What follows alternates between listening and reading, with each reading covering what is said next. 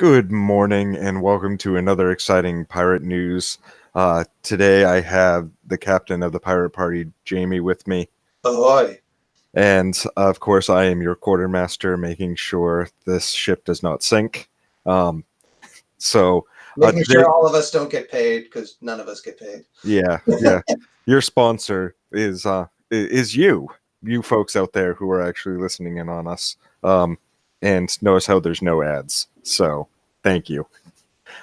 Today we actually have a key pirate issue. So, um, and one of our key focuses, which is the surveillance, and our rights to individual um, sanctity and privacy and things like that. Personal Jamie, autonomy. personal autonomy. So, Jamie, could you tell me a little bit more exactly what surveillance is, so we have a good working definition?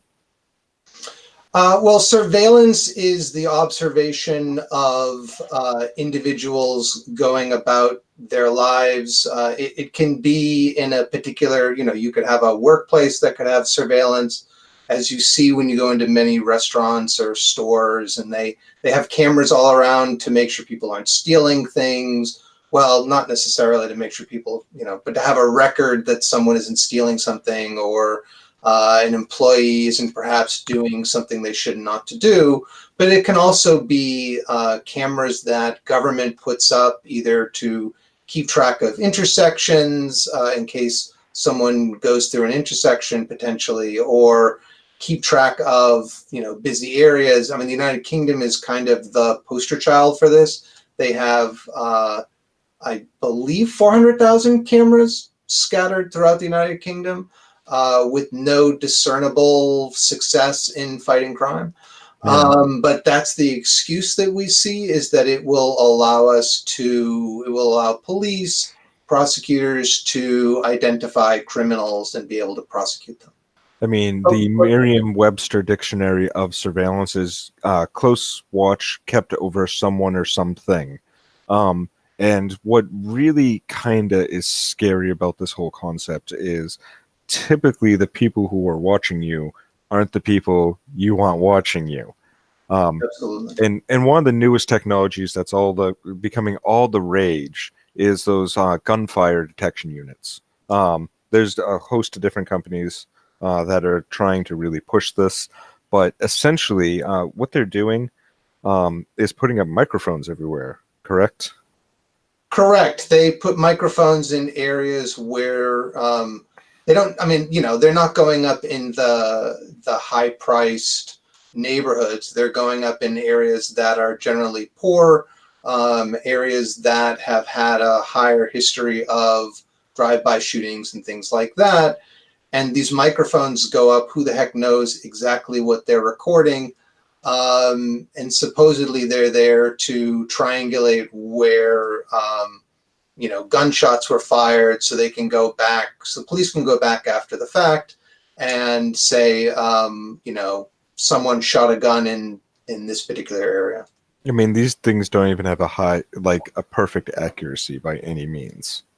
And they're rather inaccurate, and like most surveillance technology, they probably have a high degree of false positives, which, if you have a high degree of false positives, then people are more likely to ignore actual positives. And then in addition to that, you spend a lot of effort trying to track down, discern what was real and what was not real.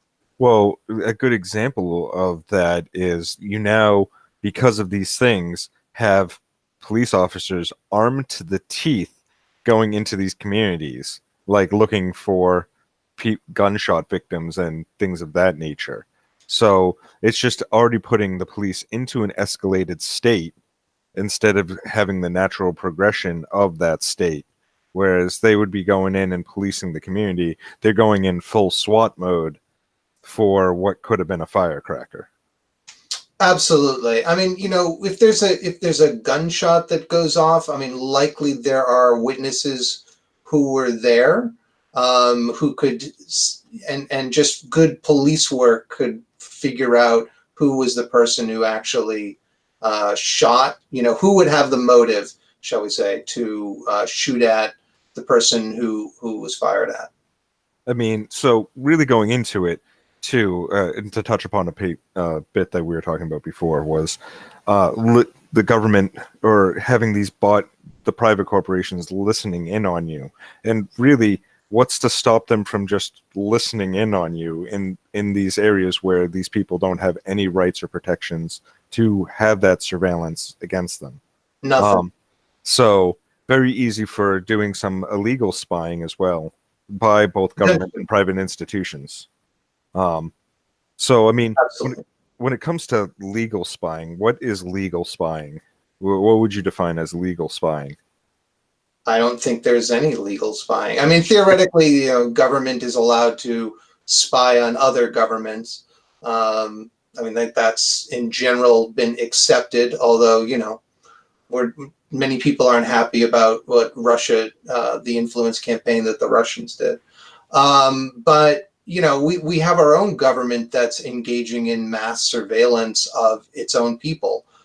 Recently there was an effort in the U.S. House, an amendment to a bill to be able to say, okay, we will no longer allow unconstitutional and unwarrantless surveillance of people's phone calls, emails, things like that. Things covered by Section 402 of the FISA Amendments Act, 702 of the FISA Amendments Act, and that was voted down.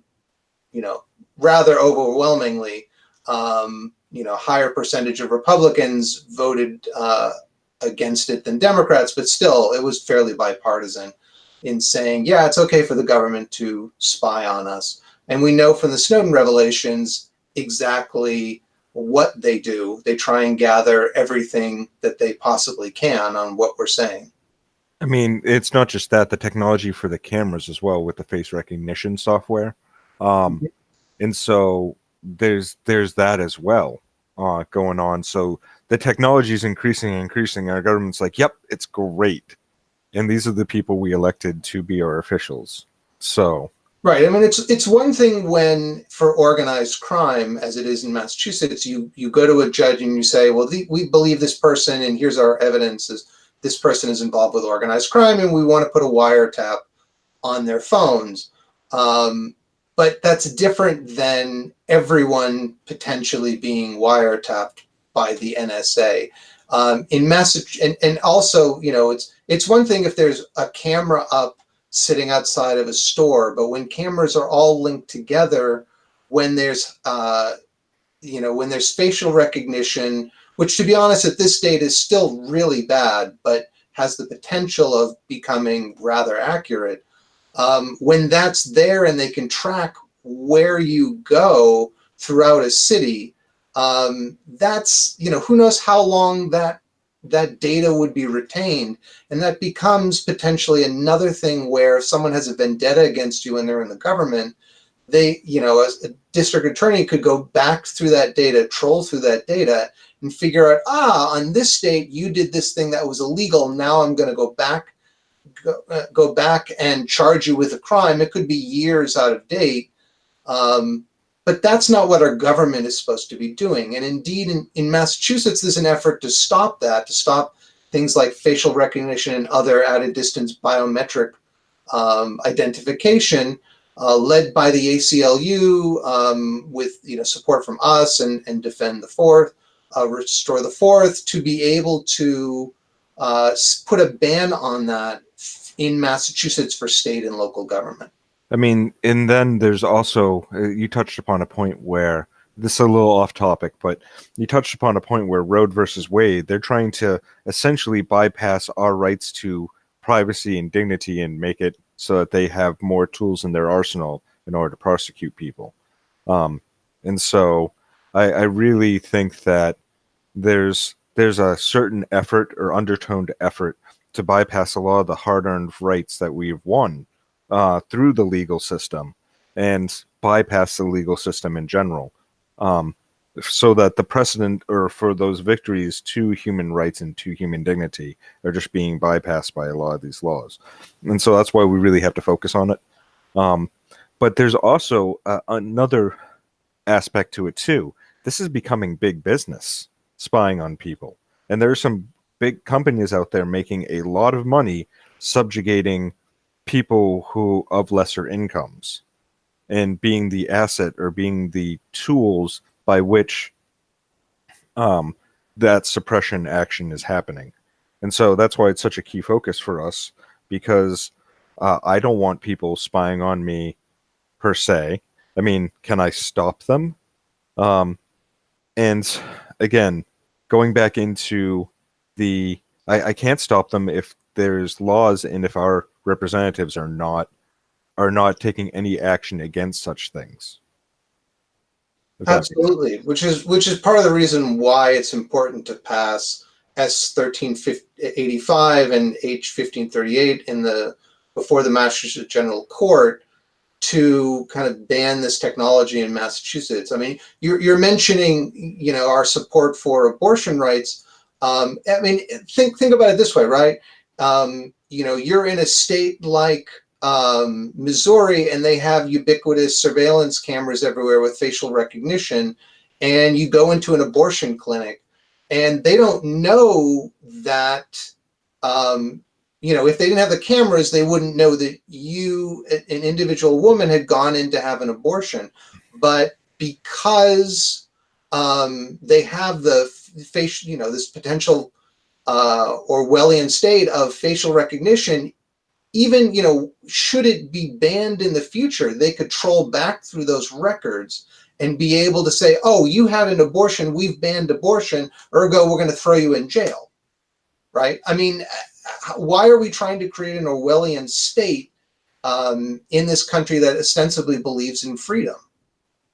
Exactly. Or even, and the good hard fight needs to be fought here, because there's a lot of other countries that are also facing these same technological issues, and we tend to set the precedent for a lot of things, such as free speech, and being able to speak our minds no matter what it is.